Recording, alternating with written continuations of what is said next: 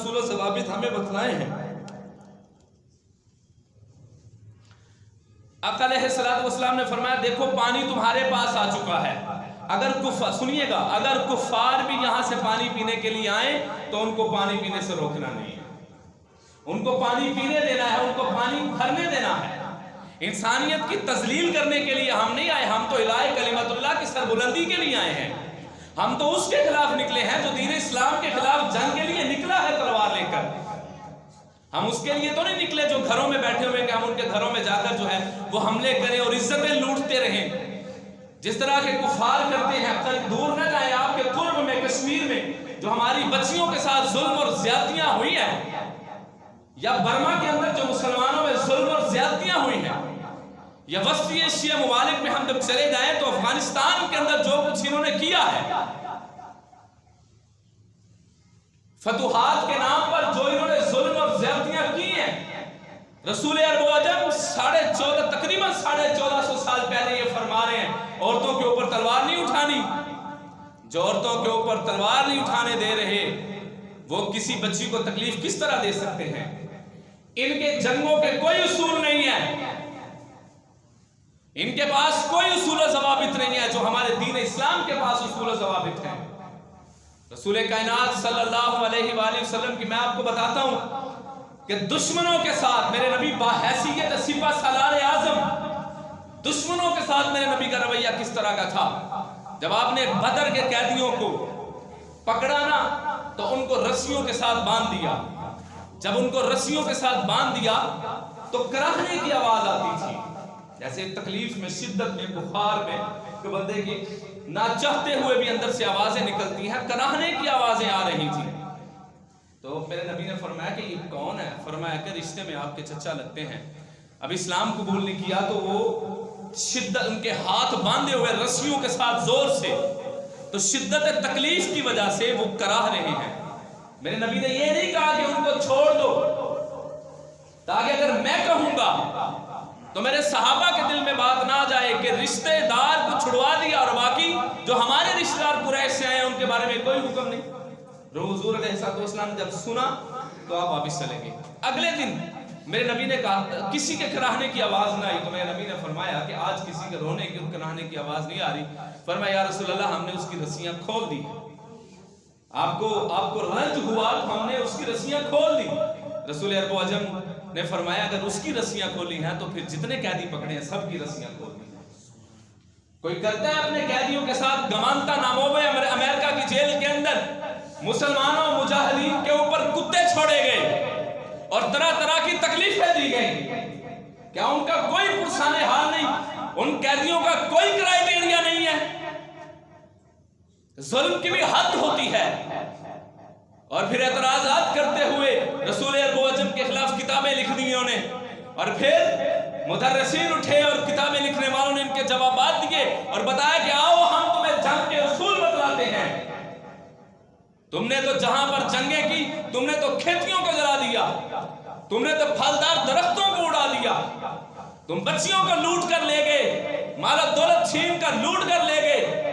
तुम्हारी तारीख तो इस तरह भरी पड़ी है कि तुमने गर्दनों की ढेर लगा दिए तुमने सरों के, मुसलमानों के, तुमने जानवर तक ज़बा किए।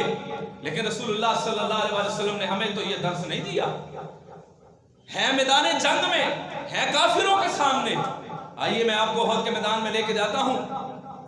जब रसूल अरब व अजम सल्लल्लाहु अलैहि वसल्लम के 70 सहाबा उहद के मैदान में शहीद हुए और आपके चचा हजरत अमीर हमजा रज़ी अल्लाह तआला अन्हु, आपके चचा भी लगते थे और आपने एक ही लोटी का दूध भी पिया था, दोनों भाई भी थे रज़ाई।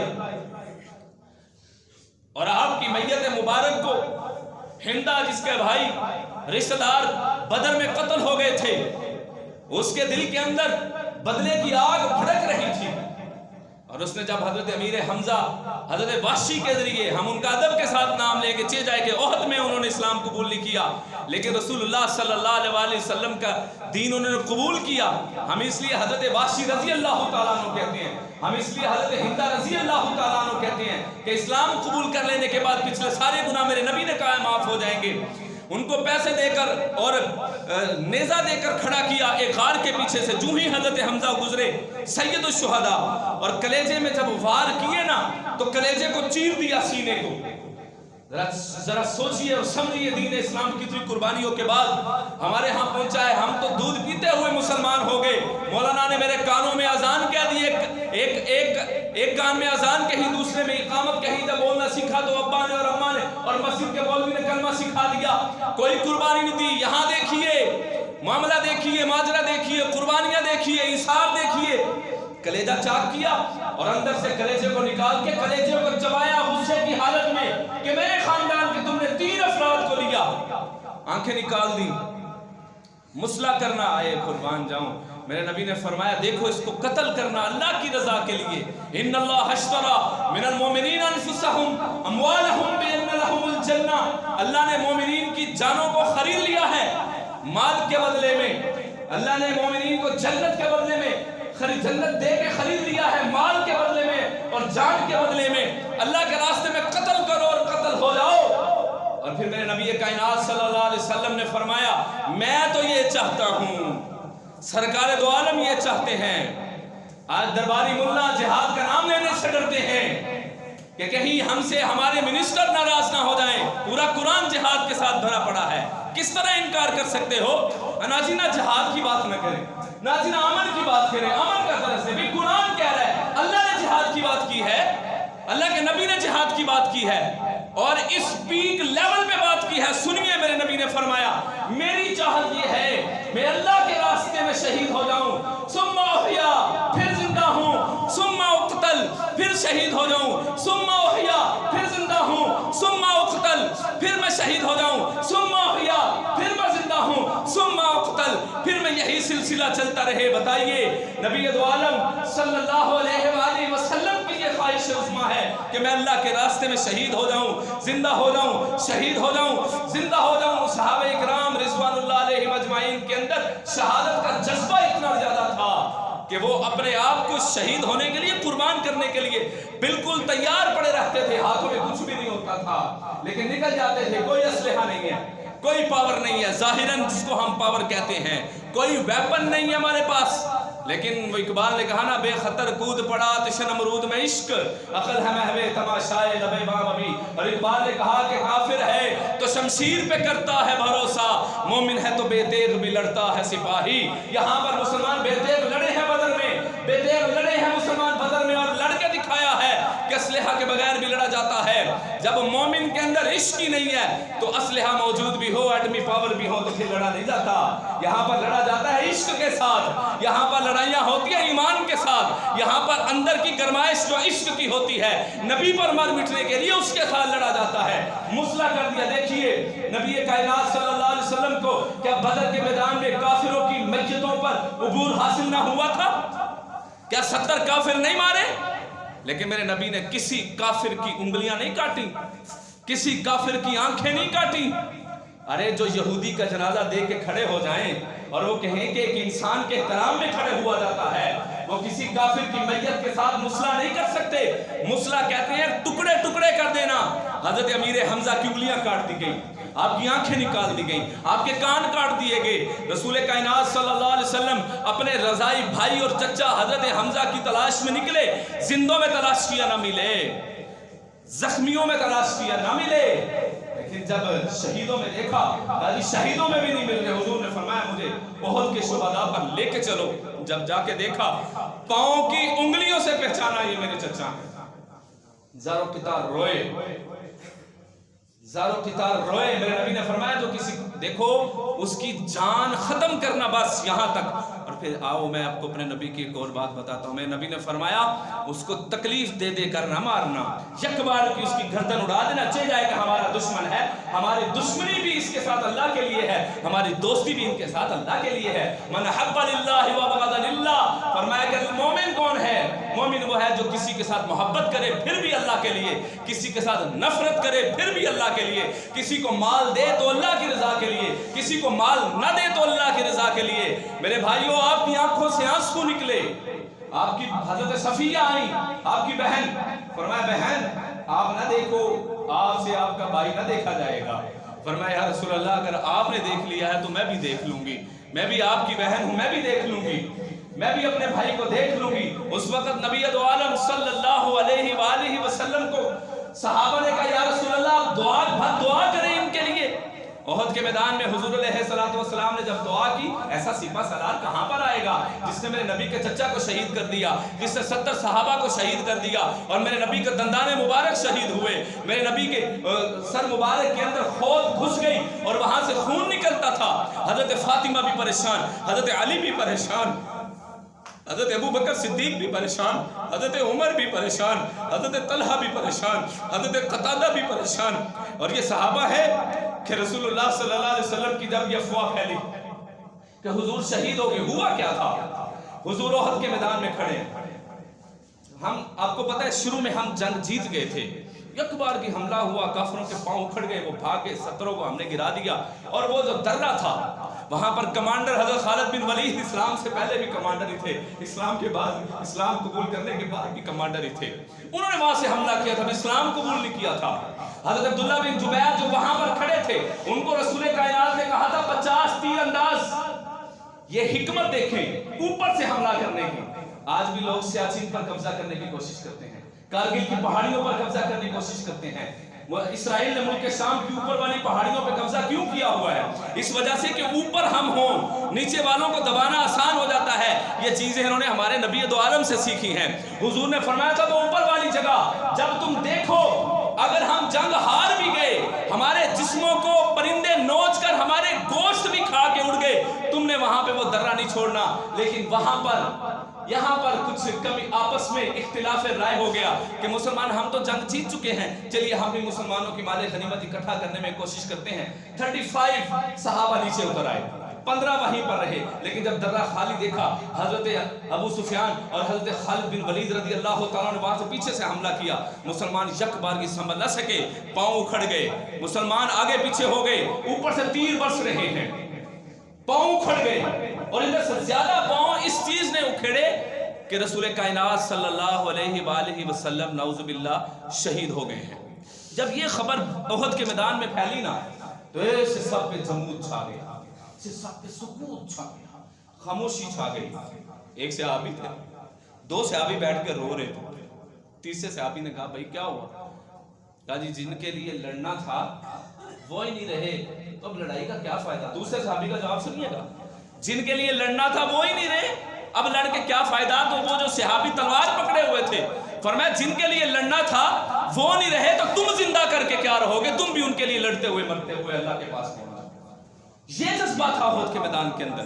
حضرت طلحہ سامنے کھڑے ہیں، پھر جب میرے نبی نے آواز دی نا صحابہ پھر واپس پلٹے اور فرمایا کہ میں زندہ ہوں، میں محمد الرسول اللہ خود میدان میں کھڑا ہوں، اور سالار وہی ہوتا ہے جو اپنے میدان کے اندر خود کھڑا رہتا ہے، سپہ سالار وہ ہوتا ہے، کمانڈر ان چیف وہ ہوتا ہے جس کے اپنے پاؤں نہ اکھڑے، وہ اپنی فوج کو پھر سے منتشر فوج کو بھی اکٹھا کر لیتا ہے۔ اور محمد ابن قاسم نے کئی بار ایسے کر کے دکھایا، محمود غزنوی نے، آج لوگ ان کا نام سٹیج پہ لینا اپنی توحید سمجھتے ہیں، نا بس صوفیوں کی بات کرو، امن والوں کی بات کرو، تو محمد ابن قاسم کی تاریخ کو جھٹلا دو گے؟ محمود غزنوی کی تاریخ کو جھٹلا دو گے؟ صلاح الدین ایوبی کی تاریخ کو جھٹلا دو گے؟ بتاؤ۔ جناب ابو بکر صدیق و جناب عمر غزوہ حنین و تبوک و یرموک و بدر و احد و حنین اور خندق کو جھٹلا دو گے کیا؟ کئی سپارے جو سورہ انفال کو جھٹلا دو گے، سورہ احزاب کو جھٹلا دو گے، سورہ توبہ کو جھٹلا دو گے؟ اتنی بے بخاری و مسلم اور سنن ابی داؤد اور ابن ماجہ کی روایات جو جہاد پر مبنی ہیں ان کو جھٹلا دو گے؟ نہیں، جہاد میرے نبی نے فرمایا جہاد ماضی الی یوم القیامہ، جہاد قیامت تک جاری رہے گا۔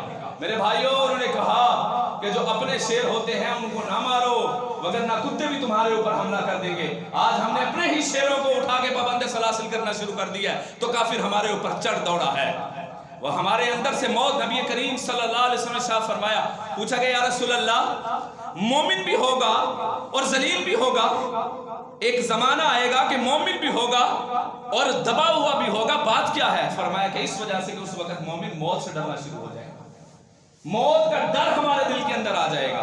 نبی کریم صلی اللہ علیہ وسلم جب سب کو اکٹھا کیا نا ایسے तो हजरत तलहा सामने, ए हजरत अबू बकर, ए जनाब उमर, हजरत कतादा और जनाब हजरत तलहा, हजरत उम्मे अमारा, ये सामने ऐसे खड़ी हो गई और रसूल करीम सल्लल्लाहु अलैहि वसल्लम बिल्कुल दरमियान में है।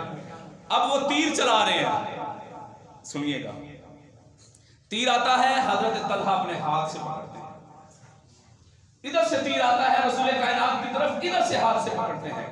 भाइयों, ये सिर्फ आप सुन सकते हैं, मैं कह सकता हूं, हम सिर्फ ख्याल कर सकते हैं कि ऐसा हुआ होगा तो हमारी रूहें कांप जाती हैं। जिन्होंने करके दिखाया है वो कितने अजीम होंगे। ऐसे थोड़ी अल्लाह ने कह दिया रज़ी अल्लाहु अन्हुम व रज़ू अन्हु, ऐसे अल्लाह ने थोड़ी कह दिया उलाइका हुमुल फाइज़ून, ये कामयाब हैं। अल्लाह ने कह दिया उलाइका हुमुल मुफ़्लिहून, ये फलाह वाले हैं। अल्लाह ने कह दिया उलाइका हुमुल मुहतदून, ये तुम्हारे पीर और मुर्शिद और रहबर और लीडर हैं। अल्लाह ने कहा उलाइका अल्लज़ीना इम्तहनल्लाहु क़ुलूबहुम लित्तक़वा, हमने सहाबा के दिल का इम्तिहान लिया, सिवाय तक़वे के सहाबा के दिल में कुछ पाया ही नहीं। अल्लाह का डर और खौफ सहाबा के दिल के अंदर मौजूद था। ऐसे ही थोड़ी थे, वो बात करते थे, वो राय देते थे, अल्लाह कुरान बनाकर नबी दो आलम पर नाज़िल फरमा दिया करते थे। मेरे भाइयों, हजरत तलहा के नबी इतने तीर लगे कि हजरत तलहा का हाथ हमेशा के लिए सल हो गया, खत्म हो गया, हाथ हमेशा के लिए चला गया। लेकिन क़यामत के रोज जब वो उठेंगे तो अल्लाह पूछेंगे, बता तलहा ये तेरा हाथ ऐसे क्यों हुआ था? फरमाया तेरे नबी के दिफा के अंदर ये तेरा हाथ, मैं अपना हाथ लेके आया हूँ। वो बूढ़ी अम्मा आ गई ना मेरे नबी के पास, शीर खार दूध पीता हुआ बच्चा हुजूर कौनैन के सामने पेश कर दिया। फरमाया रसूल अल्लाह इसको कबूल फरमाया। फरमाया इसका मैं क्या करूंगा? फरमाया जब कोई काफिर आपके ऊपर हमला करे तलवार के साथ, मेरे बच्चे को सामने कर देना, इसके दो टुकड़े हो जाएंगे। क़यामत के रोज इन्हीं दो टुकड़ों को उठाकर मैं अल्लाह के सामने जाऊंगी कि अपना बच्चा तेरे नबी के लिए ज़बह करवा के आई। हुजूर अलैहिस्सलातु वस्सलाम हजरत कतादा सामने खड़े थे, एक तीर आया और आकर सीधा हजरत कतादा की आंख में लगा, कीमा बन के आंख ऐसे बहने लगी। हुजूर अलैहिस्सलातु वस्सलाम बिल्कुल करीब खड़े, फरमाया या रसूल अल्लाह देखिए तो सही, आपके सहाबी की आंख बह गई। हुजूर ने अपने हाथों से तीर निकाला, जब तीर वापस निकाला, आपको पता तीर ऐसे कोनेदार होता है, वो उसका घुसने में उतनी तकलीफ नहीं होती जितनी निकलने में होती है, क्योंकि वो इस तरह हो जाता है। तो निकालेगा जब आंख, तो आंख से वापस तीर निकाला तो आंख बह पड़ी, वापस निकल आई सारी आंख। और हुजूर सल्लल्लाहु अलैहि वसल्लम ने करामत देखी, हुजूर ने अपने हाथ से वो सारा जितना भी वो खून था, आंख थे, गोश्त का टुकड़ा था, उठा के ऐसे हुजूर अलैहिस्सलातु वस्सलाम ने रखा, दस्ते मुबारक के साथ दबाया और आपके दस्ते मुबारक ने कमाल कर दिया। और आपने फरमाया जा कतादा ये आंख अब पहले से ज्यादा खूबसूरत होगी और पहले से ज्यादा देखा देगी। हुजूर अलैहिस्सलातु जब उन्होंने देखा ना कि हर तरफ से तीर आ रहे हैं और सहाबा पेश नहीं चलने दे रहे, हज़रत उम्मे अमारा अपने हाथों से तलवारों को रोक लेती हैं, इधर जनाब जानिसारा ने सहाबा हुजूर के सामने खड़े हो गए, तो एक काफिर ने जोर से पत्थर मारा, वो पत्थर सहाबा के आगे आने से पहले सहाबा को चीरता हुआ हुजूर कौनैन अलैहिस्सलातु वस्सलाम के चेहरे मुबारक पर लगा। दंदाने मुबारक शहीद हुए।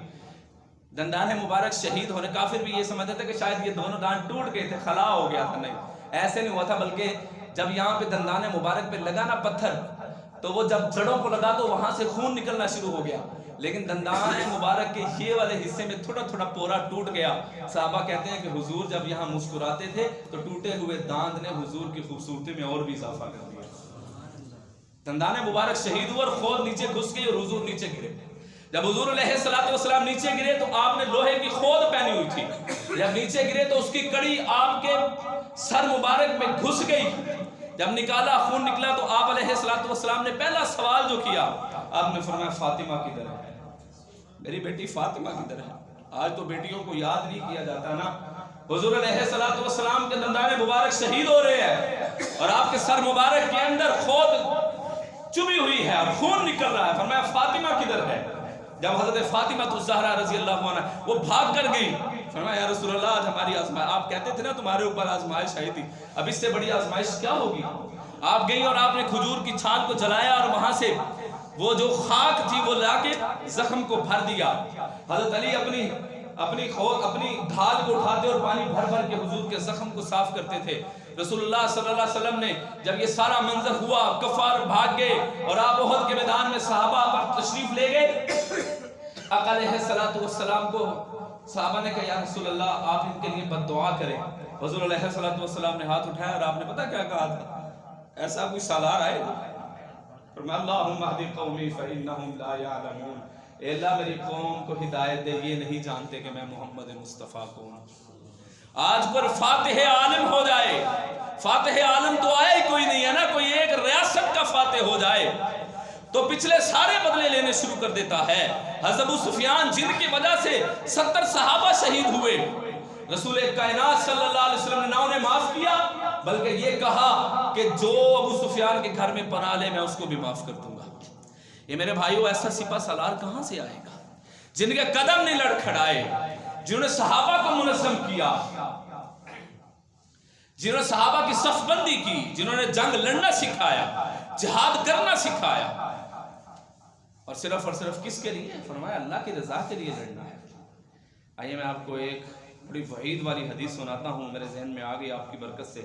रसूल कायनात सल्लल्लाहु अलैहि वसल्लम ने फरमाया 3 शख्सों को क़यामत के रोज़ हाजिर किया जाएगा। नंबर 1 शहीद को, नंबर 2 सखी को, नंबर 3 आलिम को। 3 शख्सियात को हाजिर किया जाएगा। दिल थाम की हदीस सुनना, रसूल पाक ने फरमाया 3 शख्सियात को हाजिर किया जाएगा। शहीद, पता है जान देना कितना मुश्किल होता है। ओ हल्का यारा तो बरेशम की तरह नरम, सहाबा के बारे में कहा रिस्म हक बातिल हो तो फौलाद है मोमिन, सहाबा जैसी जान तो कोई दे ही नहीं सकता ना। फरमाया शहीद को बुलाया जाएगा, हाँ भाई बता जरा किस लिए लड़ता था?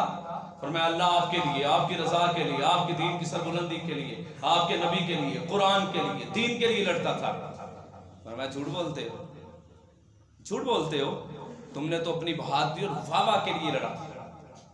ऊंधे मुंह घसीट कर उस शहीद को जहन्नुम में फेंक दिया जाएगा। दूसरा सखी, हाँ भाई बड़ी खैरात करता था, पैसे बांटता था, साथ में मूवी भी बनवाता था, पैसे बांटता था, अपना मोबाइल अपने सामने वाले फर्द को कहता था वीडियो बना लो, मैं गरीबों में पैसे तकसीम कर रहा हूं।